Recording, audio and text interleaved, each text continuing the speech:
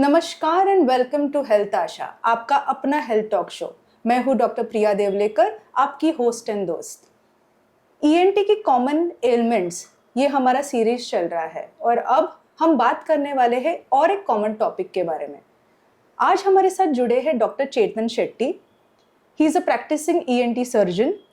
He has done his MS from prestigious Rajiv Gandhi University of Health Sciences in 2010. He is attached to many hospitals in Mumbai, especially from the hospitals of Mulund and Bhandup. Sir, welcome to our health talk show, and it is our privilege to have you on this show. Thank you, madam, for having me on the show. Sir, आप एक practicing ENT surgeon हैं. आपके practice में ऐसी कौन सी बीमारी है जो आप लगातार देखते हैं? The most commonest, it's a very good question that you asked. Very nice. That the most commonest symptom that you see is ear pain. अच्छा, ear pain. Ear pain. Okay. तो ear pain के काफ़ी सारे causes होते हैं. जैसे कान में दर्द देना, वो होता है ईयर इन्फेक्शन की वजह से हो सकता है. Yes, ear infection. दूसरा होता है सर्दी की वजह से कान में पानी भर जाना. स्विमिंग के टाइम कान में पानी भर जाना. हाँ. We call it swimmer's ear. और दूसरे होते हैं रेफर्ड कॉजेस, जो दांत का दर्द हो. हाँ. उससे भी कान दर्द देता है. कभी कभी टॉन्सिलाइटिस भी दर्द देता है कान का. और इम्पैक्टेड वैक्स है, वो भी दर्द दे सकता है. ओके.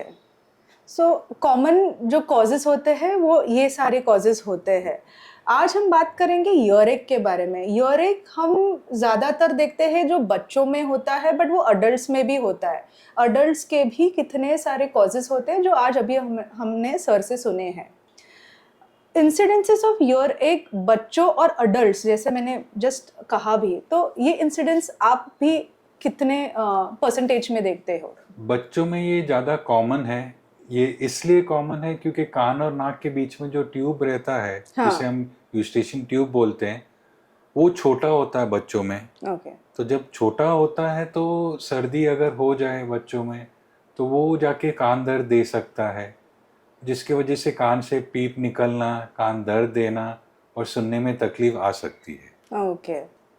ईयरएक एक ऐसी कॉमन एलिमेंट है जिससे शायद हम सब we have all have had earaches in our whatever lifetime. What is the general cause of head earache? General cause of earache is usually an ear infection. Now ear infection bacterial हो सकता है, या फिर viral हो सकता है, जिसकी वजह से कान में पानी भर जाता है.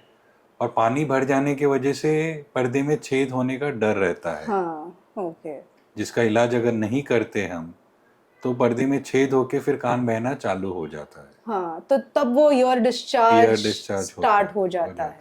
तो राइट प्रिकॉशन तभी लेना है जब हमें ईयर पेन. सो ईयर पेन को एक्चुअली हमें ये नहीं देखना है कि ईयर पेन हो रहा है, so we will have to just sit back and it will come down. We have to show to a doctor, because शायद उसमें कुछ ऐसे कॉज हो जिसके वजह से ये ईयर पेन कंसिस्टेंट हो.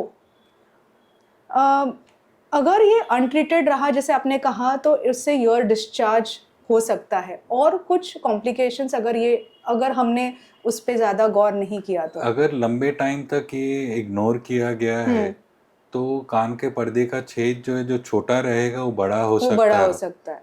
उसकी वजह से सुनने में तकलीफ आ सकती है. कान के पर्दे के पीछे जो हड्डियां होती है वो गल सकती है. ओके. जिससे सुनने में तकलीफ हो सकती है. आगे जाके नस कमजोर हो सकता है. So it will be a big complication if left untreated. So it is like it will actually impact hearing. Yes. Yeah. Okay. What are the self measures that we have to take? अगर सर्दी होती है उसका झट से इलाज करना है.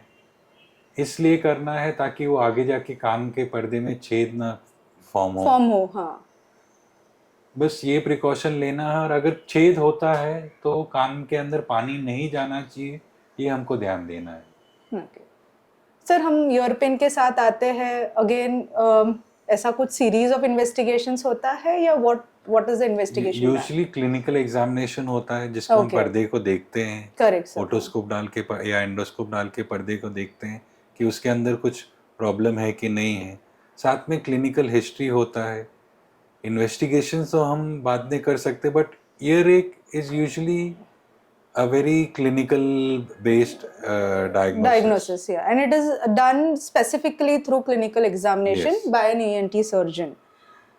What are the treatment options which are available then? Treatment options based on what your infection is. अगर सर्दी होता है तो उसका सर्दी का इलाज करते हैं, एंटीबायोटिक्स होता है। ईयर डिस्चार्ज होगा तो उसके लिए ईयर ड्रॉप्स देते हैं। ओके। नॉर्मली अगर ईयर डिस्चार्ज नहीं है तो ईयर ड्रॉप्स हम अवॉइड करते हैं। हाँ सर, ईयर ड्रॉप से मुझे एक याद आया कि आज बिकॉज आई थिंक गूगल एक ऐसा, या internet for that matter, is such a medium for all of us that we search and we take over the counter ear drops. My advice would be, without consultation with a doctor, please don't use ear drops. So yeah, that's a very important message because we all try to avoid going to a doctor, but there are certain cases, or there are certain diseases where we have to see a doctor, and we cannot ignore any symptom which is lasting and which is affecting. So you told about the treatment options. Uric surgery ये एक also एक ऐसा treatment option है क्या?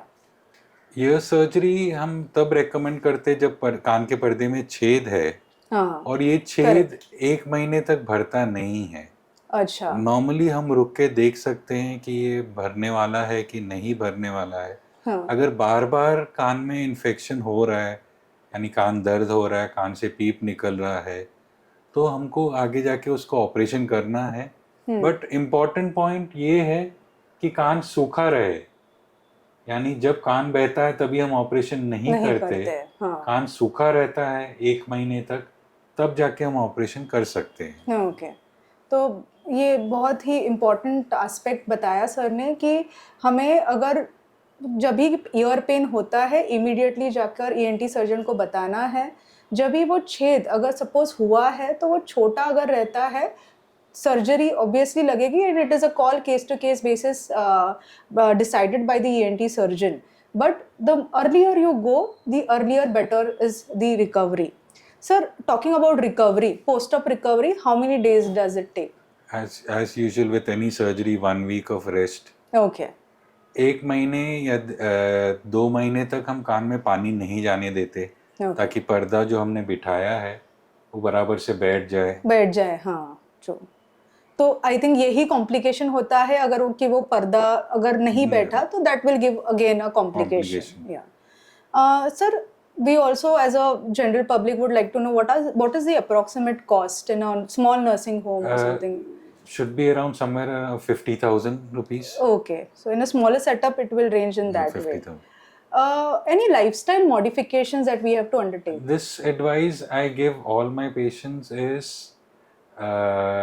अगर आपको कान के पर्दे में छेद है तो कान में पानी नहीं जाना चाहिए, ये हमको ध्यान देना है।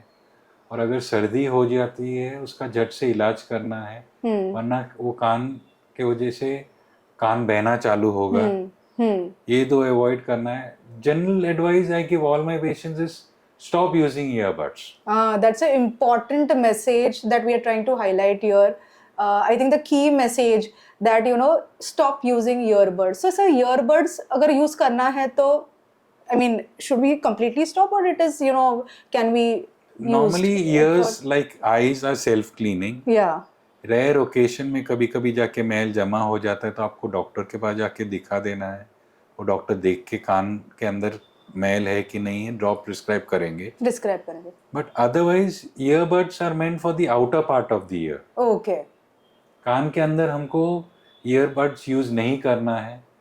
ईयरबड्स यूज करने से घाव हो सकता है, इंजरी हो सकती है, या पर्दे पे घाव हो सकता है, वो जाके आगे तकलीफ दे सकता है। करेक्ट।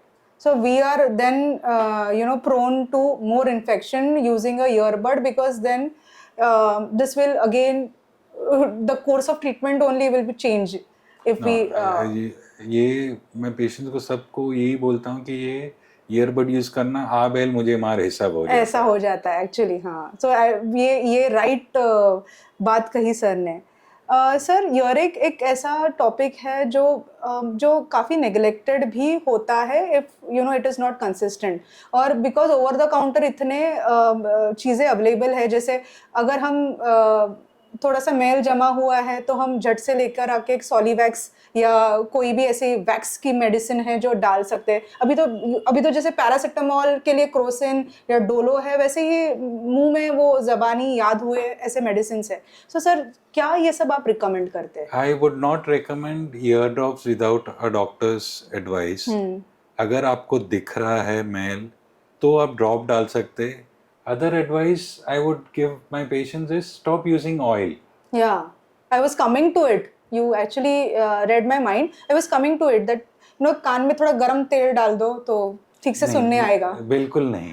ये अगर कान में मैल है तो मैल का ड्रॉप डालना है, वरना कुछ नहीं करना है। कुछ नहीं करना। Okay.